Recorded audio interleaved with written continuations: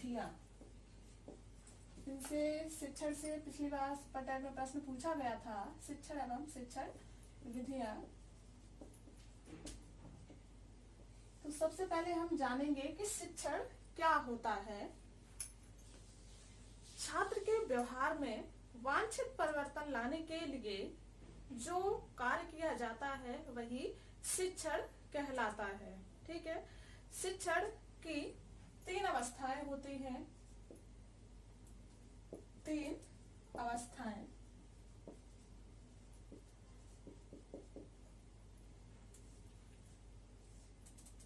क्योंकि यहीं से हमारी शिक्षण विधियां निकलेंगी। जो पहली अवस्था है उसको कहा जाता है पूर्व क्रिया अवस्था। पूर्व क्रिया अवस्था। पूर्व क्रिया अवस्था जिसको हम कहते हैं pre active stage. Pre active stage. और जो दूसरी अवस्था है वो है अंतः क्रिया अवस्था। अंतः क्रिया अवस्था। अंतः क्रिया अवस्था जिसको हम कहते हैं inter active stage. Inter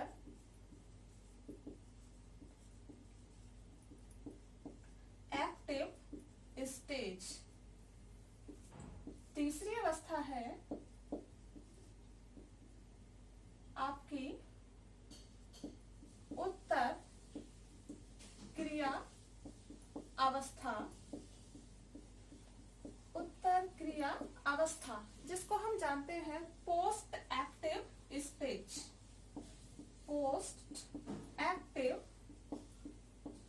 stage. ये 3 अवस्थाएं होती हैं। कौन कौन सी? Pre active stage, inter active stage और पोस्ट एक्टिव स्टेज।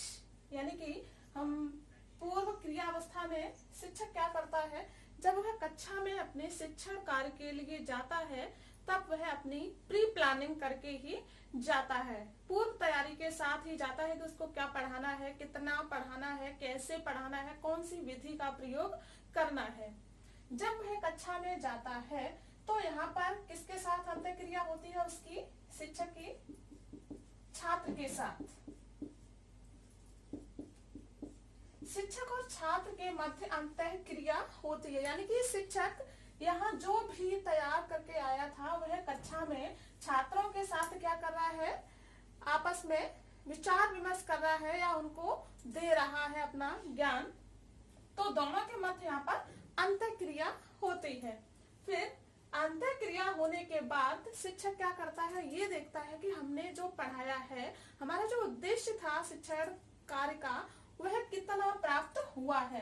तो यहाँ पर छात्रों के जो भी परिणाम निकल करके आते हैं, जो भी रिजल्ट आते हैं, परफॉर्मेंस होता है, वह किसमें रखा जाता है? अंतः उत्तर क्रिया अवस्था में, यानी कि पोस्ट एक्टिव स्टेज में। यहीं से ही शिक्षण की विशेषताएं निकलेगी, जो कि पिछली बार प्रश्न आपका सुपर टेट में पूछा गया था। कैसी विशेषताएं बनेंगी? पहला, पूर्व क्रिया अवस्था, यानी कि जो शिक्षक होता है वह छात्रों को शिक्षण कार्य करने के लिए क्या देता है? निर्देशन देता है। साथ ही जो शिक्षक होता है, शिक्षक को भी शिक्षण कार्य करने के लिए क्या प्राप्त होता है? निर्देशन प्राप्त होता है। तो पहला तो शिक्षण कैसी प्रक्रिया है? निर्देशन युक्त प्रक्रिया है। दूसरी, शिक्षक जो है वो कैसी प्रक्रिया है? अंतःक्रियात्मक प्रक्रिया है, क्योंकि शिक्षण जो है वो 2 वे प्रोसेस है, यानी कि शिक्षक और छात्र के मध्य होती है। तो ये कैसी प्रक्रिया है? अंतःक्रिया। शिक्षण एक अंतःक्रियात्मक प्रक्रिया है। नेक्स्ट विशेषता, यहाँ पर जो शिक्षण है वो एक कला भी है और विज्ञान भी है। कैसे? कला कैसे है और विज्ञान कैसे है? कला और विज्ञान। ऐसे है कि जब शिक्षक जो है वो कक्षा में छात्रों को अपना पढ़ाता है तो वह उसका जो प्रस्तुतिकरण है बहुत ही कलात्मक ढंग से करता है। विज्ञान उसको इसलिए कहा जाता है क्योंकि शिक्षक क्या करता है, किसी भी टॉपिक को नियमबद्ध तरीके से ही पढ़ाता है। ऐसा नहीं है कि उसने आज विशेषता बता दी, कल वह परिभाषा बता रहा है, परसों वह अर्थ बता रहा है, ऐसा नहीं है। वह नियमबद्ध पढ़ाता है जिसके कारण शिक्षण को कला और विज्ञान दोनों की प्रक्रिया समझा जाता है। नेक्स्ट, हमारा जो शिक्षण है वह है त्रिमुखी प्रक्रिया है। तीन ही इसकी अवस्थाएं हैं, साथ ही त्रिमुखी प्रक्रिया भी है। त्रिमुखी कैसे है, ये लिखते हैं, त्रिमुखी प्रक्रिया। त्रिमुखी प्रक्रिया कैसे, इसमें तीन ध्रुव होते हैं, एक शिक्षक, दूसरा छात्र और तीसरा पाठ्यक्रम। इन तीनों के मध्य में अंतःक्रिया होती है। यहाँ पर हमने देखा कि शिक्षक और छात्र के मध्य अंतःक्रिया होती है, लेकिन किसके कारण अंतःक्रिया हो रही है, तो ये जो तीसरा कारण है वो क्या है, आपका पाठ्यक्रम है। तो शिक्षण एक अंतःक्रिया भी है और शिक्षण एक त्रिमुखी प्रक्रिया भी है। ठीक है, तो ये विशेषताएं आपकी निकल करके आई है। अब ये जो शिक्षण है वो सिर्फ कक्षा तक ही सीमित नहीं होता है। शिक्षण चार दीवारी से बाहर भी हम कहीं पर भी किसी भी मनुष्य से शिक्षा प्राप्त कर सकते हैं या हम अपना शिक्षण कार्य कर सकते हैं। ठीक है, तो ये आप याद रखें विशेषताएं। अब शिक्षक जो है वो अपने शिक्षण को प्रभावशाली बनाने के लिए किसका प्रयोग करता है, विधियों का प्रयोग करता है, जिसको कहा जाता है शिक्षण विधियां। करते हैं अब हम शिक्षण विधियां।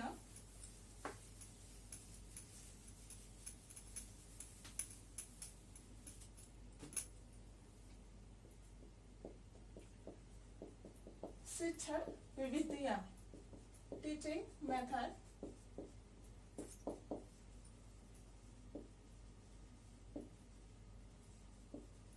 ये जो मेथड शब्द है वो एक लैटिन वर्ड है, लैटिन वर्ड, जिसका अर्थ है वे या मोड, यानी कि शिक्षण के लिए शिक्षण का एक माध्यम या एक रास्ता। ठीक है, तो शिक्षक अपने शिक्षण को प्रभावशाली बनाने के लिए बहुत सारी विधियों का प्रयोग करता है। वह विधि जैसे, यदि हम वैदिक कालीन समय की बात करें तो उस समय जो शिक्षा प्रणाली थी वो हमारी कैसी थी, मौखिक थी, जिसके कारण वहां श्रवण, मनन और निधिध्यासन विधियों का प्रयोग किया जाता था। लेकिन धीरे धीरे इन्हीं विधियों को कुछ दार्शनिकों ने विकसित कर दिया, जिसमें एक है आपकी प्रश्नोत्तर विधि। प्रश्नोत्तर विधि नाम से ही स्पष्ट है, प्रश्न और उत्तर, यानी कि वह शिक्षण जिसमें प्रश्न और उत्तर ही होते हों। ये विधि दी थी आपकी सुकरात ने, सुकरात। दूसरी विधि है आपकी संवाद विधि। ये विधि आपकी दी थी प्लेटो ने, संवाद, यानी कि जो भी शिक्षक के द्वारा पढ़ाया जा रहा है उसका छात्र और शिक्षक आपस में क्या करेंगे, विचार विमर्श करेंगे और उसको देखेंगे कि हाँ क्या पढ़ा है और कैसे पढ़ा जाना चाहिए। नेक्स्ट विधि तर्क विधि। ये विधि दी थी आपकी हीगल ने, तर्क, नाम से ही स्पष्ट है, यानी कि शिक्षण कार्य किस पर आधारित होना चाहिए, हमारा तर्क पर आधारित होना चाहिए। तर्क पर आधारित जब हम कोई भी शिक्षण करते हैं तो वो हमारी तर्क विधि कहलाती है। नेक्स्ट आगमन निगमन विधि, मोस्ट इंपोर्टेंट है ये, आगमन और निगमन विधि। इनको समझते हैं हम, आगमन और निगमन विधि, आगमन जिसको हम कहते हैं इंडक्टिव मेथड, इंडक्टिव मेथड, और निगमन विधि है जिसको जाना जाता है डिडक्टिव मेथड। ये जो आगमन विधि है, प्रश्न पूछा जाता है कि आगमन विधि किस सिद्धांत पर आधारित है, यानी कि आगमन विधि में हम जो शिक्षण कार्य करते हैं वो किधर से किधर की तरफ करते हैं। तो जो आगमन विधि है हमारी, इसमें हम क्या करते हैं, इसमें हम विशिष्ट से सामान्य की तरफ चलते हैं। किधर से किधर की तरफ चलते हैं, विशिष्ट से सामान्य। और निगमन विधि इसके क्या है, बिल्कुल विपरीत है। ठीक है, इसमें हम कैसे चलते हैं, इसमें हम सामान्य से विशिष्ट की ओर चलेंगे, सामान्य से विशिष्ट। अब विशिष्ट क्या है,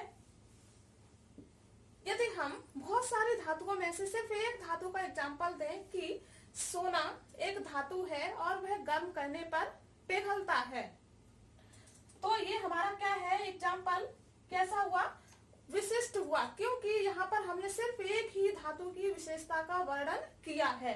अब हम उसके आधार पर छात्रों से कहेंगे कि धातुओं के संबंध में आप निष्कर्ष बताइए। तो छात्र क्या कहेंगे, सोना, चांदी, तांबा आदि इसके समान जो भी धातुएं होती है वह सभी गर्म करने पर क्या होती है, पिघलती है। जब हम संपूर्ण जनसंख्या के लिए एक ही बात कहें या संपूर्ण विषय वस्तु के लिए एक ही बात कहें, वस्तुओं के लिए एक ही बात कहें, तो वो चीज हमारी कहलाती है सामान्य। अब निगमन विधि में हम क्या करते हैं, निगमन विधि में हम पहले ही कह देते हैं कि सभी धातुएं गर्म करने पर क्या होती है, पिघलती हैं। अब हम बच्चों से कहेंगे कि किसी एक धातु का क्या बताएं, आप उदाहरण बताएं। तो छात्र यहाँ पर बताएगा कि तांबा एक धातु है और वह गर्म करने पर कैसा होता है, पिघलता है। तो वो हमारा क्या हो जाएगा, विशिष्ट हो जाएगा। यानी कि हम आगमन विधि में पहले छात्र को क्या देते हैं, उदाहरण देते हैं, फिर उससे हम निष्कर्ष या नियम निकलवाने का प्रयास करते हैं। जबकि इसमें हम पहले छात्र को क्या देते हैं, नियम देते हैं और उससे हम क्या निकलवाने का प्रयास करते हैं, उदाहरण निकलवाने का प्रयास करते हैं। तो ये जो आगमन और निगमन दोनों ही विधियां इंपोर्टेंट है। ये जो विधि है वो दी थी आपकी अरस्तु ने। अरस्तु आगमन विधि जो है वो जो निम्न कक्षाएं होती हैं, छोटी कक्षाएं होती हैं, उन छात्रों को पढ़ाने के लिए ये विधि सर्वाधिक उपयोग में लाई जाती है। जबकि जो निगमन विधि है ये उच्च कक्षाओं के छात्रों को पढ़ाने के लिए सर्वाधिक प्रयोग में लाई जाती है। नेक्स्ट,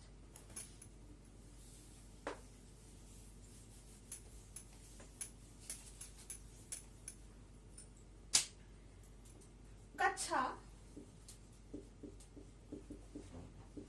अंतःक्रिया प्रणाली, कक्षा अंतःक्रिया प्रणाली ये विधि दी थी आपकी फ्लैंडर्स ने। ये भी प्रश्न पूछ लिया जाता है एग्जाम में, मोस्ट इंपोर्टेंट है ये भी प्रश्न आपका। कक्षा अंतःक्रिया प्रणाली से पूर्व हमें हमने जाना था कि जो शिक्षा है वो कैसी प्रक्रिया है, वो एक कक्षा अंतःक्रिया प्रक्रिया है या प्रणाली है। तो यहाँ पर कक्षा अंतःक्रिया किसके मध्य हो रही है, कक्षा में शिक्षक और छात्र के मध्य। जब शिक्षक और छात्र के मध्य अंतःक्रिया हो रही है, यानी कि इनके व्यवहारों को दिखाने के लिए, इनका वर्णन करने के लिए फ्लैंडर्स ने एक विधि प्रतिपादित की जिसको कहा जाता है कक्षा अंतःक्रिया प्रणाली। इन दोनों के व्यवहारों को फ्लैंडर्स ने वर्गीकृत किया। कितने भागों में वर्गीकृत किया, यह प्रश्न पूछ लिया जाता है कि फ्लैंडर्स ने अपनी विधि में शिक्षक और छात्र के व्यवहारों को कितने भागों में वर्गीकृत किया, 10 भागों में वर्गीकृत किया। ये आपका 10, ये भी इम्पोर्टेंट है आपका। और अंतःक्रियात्मक प्रणाली किसने दी थी, फ्लैंडर्स ने दी थी। दोनों ही यहाँ पर क्वेश्चन आपके मोस्ट इम्पोर्टेंट है। नेक्स्ट,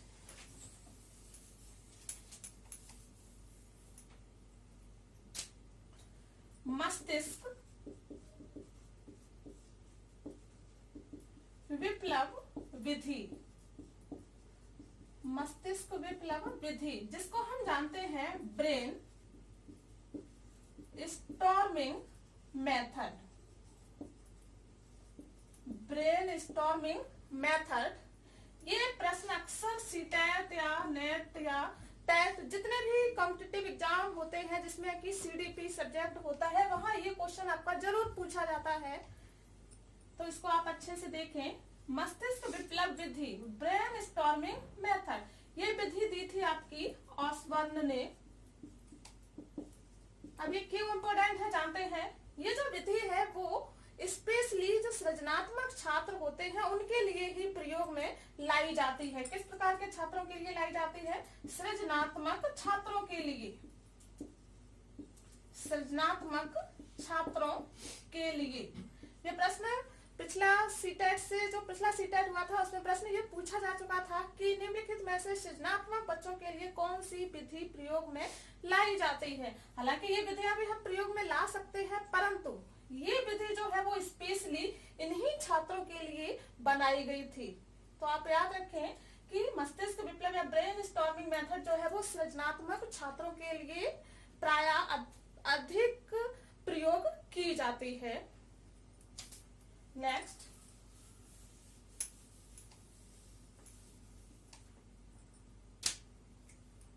प्रयोजना विधि।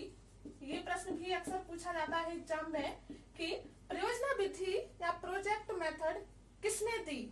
प्रयोजना विधि, जिसको हम जानते हैं प्रोजेक्ट मेथड,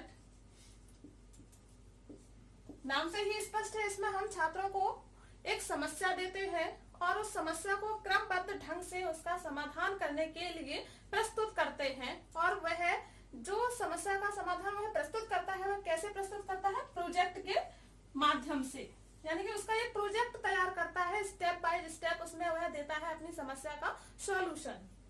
ये विधि दी थी आपकी किलपैट्रिक ने।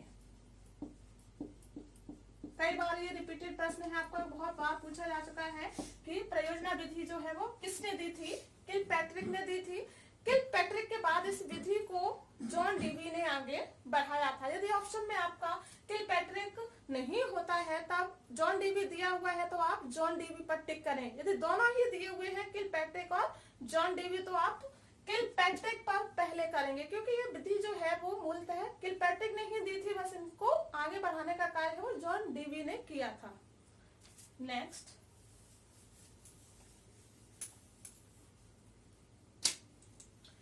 अन्वेषण या खोज विधि, जिसको हम ह्यूरिस्टिक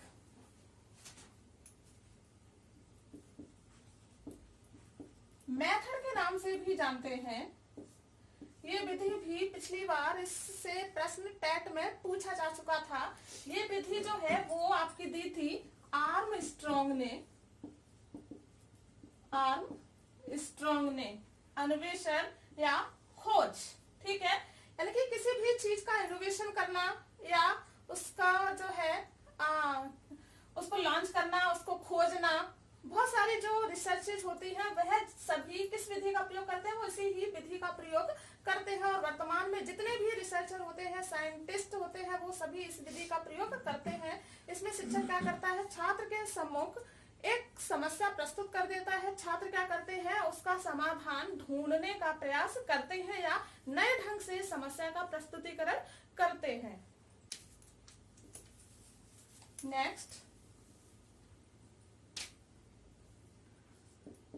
मॉन्टेसरी विधि।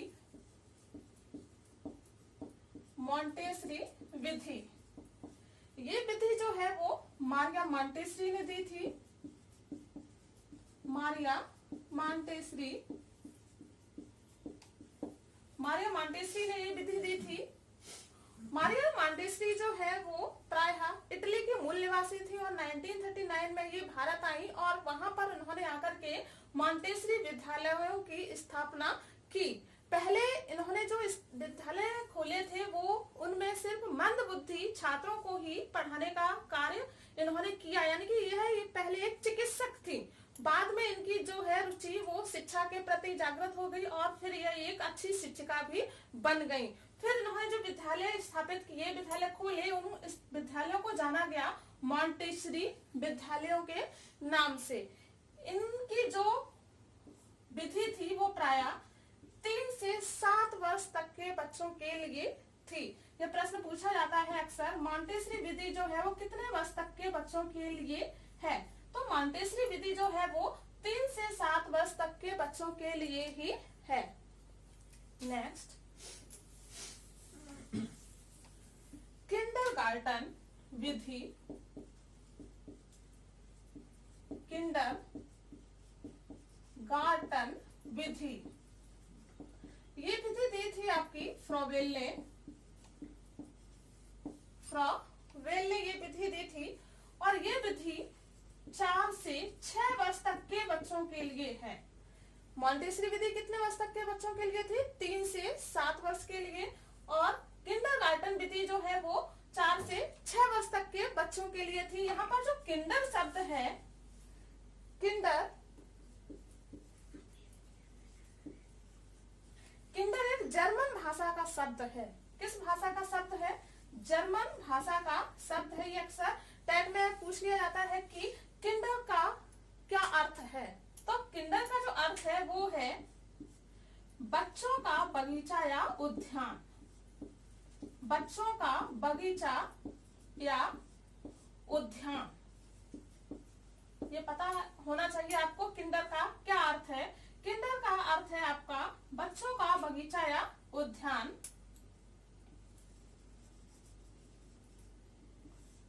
ठीक है, और ये कैसा शब्द है आपका? जर्मन भाषा का शब्द है। जर्मन भाषा का शब्द किंडरगार्टन यानी कि बच्चों का बगीचा या उद्यान। और कितने वर्ष तक के छात्रों के लिए थी? 4 से 6 वर्ष तक के छात्रों के लिए थी ये विधि। नेक्स्ट,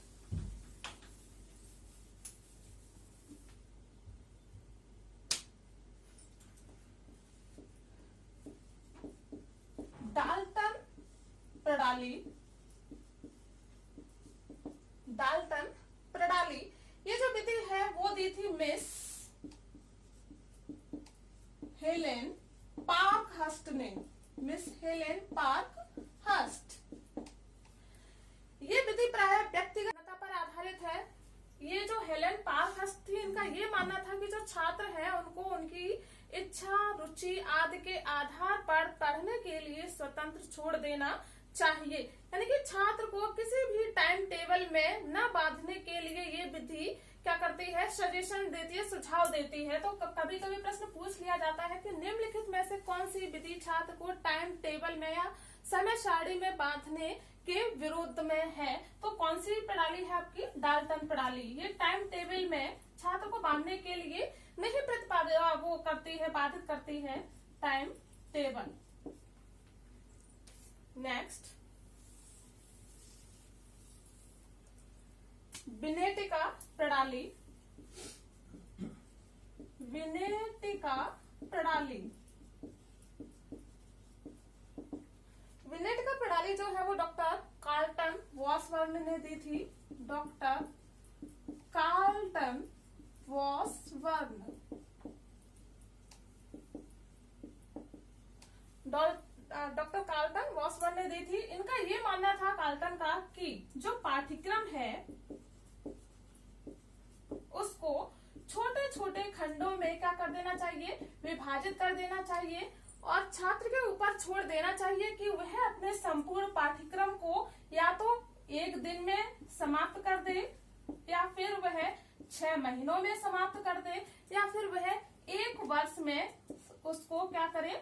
समाप्त करे। यानी कि वह उसके ऊपर है। सिर्फ शिक्षक को क्या करना है? पथ प्रदर्शक का कार्य करना है। उसको गाइड करना है कि अब आपने ये खंड करना है, उसके बाद आप ये करें, ऐसा करें, वैसा करें। जो भी छात्र को कठिनाइयां आती हैं उनको वह सिर्फ दूर करने का प्रयास करता है। नेक्स्ट,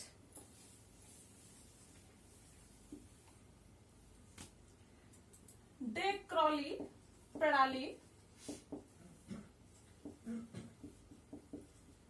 डे क्रॉली प्रणाली। ये विधि दी थी आपकी डॉक्टर ओविड डे क्रॉली ने। डे क्रॉली ये विधि ये कहते हैं कि हमें छात्र को प्राकृतिक वातावरण में स्वतंत्र छोड़ देना चाहिए, जिससे कि वह अपने जीवन के लिए स्वयं को बनाया, अपने जीवन को अच्छा बनाने के लिए स्वयं को तैयार करे। ये विधि छात्र के वैयक्तिक और सामाजिक जीवन पर विशेषतः बल देती थी। नेक्स्ट, सूक्ष्म शिक्षण विधि।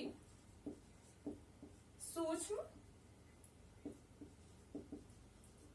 शिक्षण विधि यानी कि माइक्रो टीचिंग मेथड। लोग बीएड कर रहे हैं, माइक्रो टीचिंग की भी होगी उन्होंने। ये विधि दी थी आपकी कीथ एचिसन ने। कीथ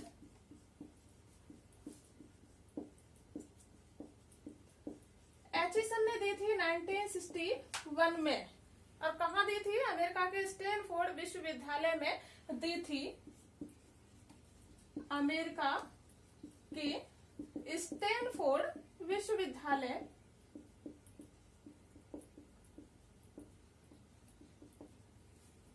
हालांकि जब हम सूक्ष्म शिक्षण पढ़ते हैं तो वहां पर पूछा जाता है कि सूक्ष्म शिक्षण विधि जो है वो किसने दी थी, तो वहां पर हम सूक्ष्म शिक्षण विधि को कहते हैं कि यह एचिसन, बुश और एलन ने दी थी। ठीक है, लेकिन ये जो सूक्ष्म शिक्षण विधि का जो प्रतिपादन है वो किया था, यानी कि इसके जन्मदाता है वह है कीथ एचिसन। और जो कीथ एचिसन है वह एलन और बुश के शिष्य थे। इन्होंने इस विधि का प्रतिपादन किया। इस विधि में क्या होता है? शिक्षण कौशलों का विकास किया जाता है। किसका विकास किया जाता है? शिक्षण कौशल, यानी कि इसमें टीचिंग स्किल पर बल दिया जाता है। टीचिंग स्किल्स पर बल दिया जाता है। ये भी प्रश्न मोस्ट इम्पोर्टेंट है, पूछ लिया जाता है कि सूक्ष्म किस विधि में शिक्षण कौशलों के विकास पर बल दिया जाता है। तो किसमें दिया जाता है? सूक्ष्म शिक्षण विधि में बल दिया जाता है। नेक्स्ट,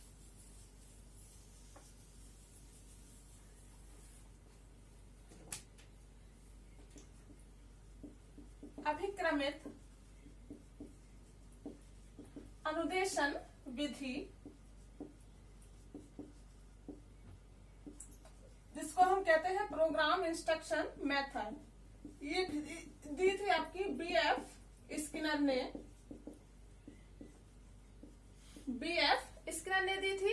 ये विधि भी विनेटका विधि के समान ही है। ये विधि भी ये कहती है कि हमें छात्र को स्वतंत्र छोड़ देना चाहिए पाठ्यक्रम को पूरा करने के लिए, लेकिन शिक्षक को क्या करना चाहिए? जो पाठ्यक्रम है उसको छोटे छोटे खंडों में विभाजित कर देना चाहिए। और जब छात्र एक खंड को अच्छे से सीख ले तो उसको क्या देना चाहिए? फीडबैक देना चाहिए। फीडबैक देना चाहिए। उसने अच्छा किया है तो उसको आगे बढ़ा देना चाहिए। यदि उसकी थोड़ी कमियां हैं तो उसको वहीं पर स्टॉप कर देना चाहिए, यानी कि उनकी कमियों को बता देना चाहिए जिससे कि वह उसको सुधार कर सके। फिर इस प्रकार से जैसे जैसे छात्र सीखता जाता है वैसे वैसे वह पाठ्यक्रम के खंडों को पूरा करता चला जाता है। यहाँ पर भी जो शिक्षक है उसका कार्य क्या है? सिर्फ पथ प्रदर्शक का कार्य है और वह क्या करता है? छात्रों को फीडबैक देता है जिससे कि उनकी जो कमियां हैं वह दूर हो सके। ये भी मोस्ट इम्पोर्टेंट है, कई बार प्रश्न पूछा जा चुका है टेट सीटेट कई सारे एग्जाम में कि अभिक्रमित अनुदेशन विधि किसने दी थी। तो ये किसने दी थी? आपकी बीएफ स्किनर ने ये विधि दी थी। इसी के माध्यम से कई सारे अनुदेशन विधियों का प्रतिपादन किया गया। जैसे बीएफ स्किनर ने ही अपनी एक विधि दी जिसको कहा जाता है रेखीय अभिक्रमित अनुदेशन। रेखीय अभिक्रमित अनुदेशन ये किसकी है? ये भी स्किनर की ही है, यानी कि जो अभिक्रमित अनुदेशन है इसी को ही रेखीय अभिक्रमित अनुदेशन के नाम से भी उन्होंने बताया। नेक्स्ट, शाखीय अभिक्रमित अनुदेशन विधि, शाखीय अभिक्रमित अनुदेशन विधि ये दी थी नॉर्मन ए क्राउडन ने। नॉर्मन ए क्राउडन ने ये विधि दी थी। ये प्रश्न भी पूछा जा चुका है टेट सीटेट अन्य अदर स्टेट के एग्जाम में दिया जा चुका है। नेक्स्ट है आपकी अवरोही अभिक्रमित, अवरोही अभिक्रमित विधि। ये विधि दी थी आपकी थॉमस गिलबर्ट ने। थॉमस गिलबर्ट ने दी थी। इस विधि का जो है हम प्रयोग है सबसे अधिक गणित को पढ़ाने में करते हैं। ठीक है, तो ये आज हमने पढ़ी शिक्षण विधियां। यदि हमारा वीडियो अच्छा लगा हो तो इसे लाइक और सब्सक्राइब जरूर करें और कमेंट बॉक्स में अवश्य लिख करके बताएं। धन्यवाद।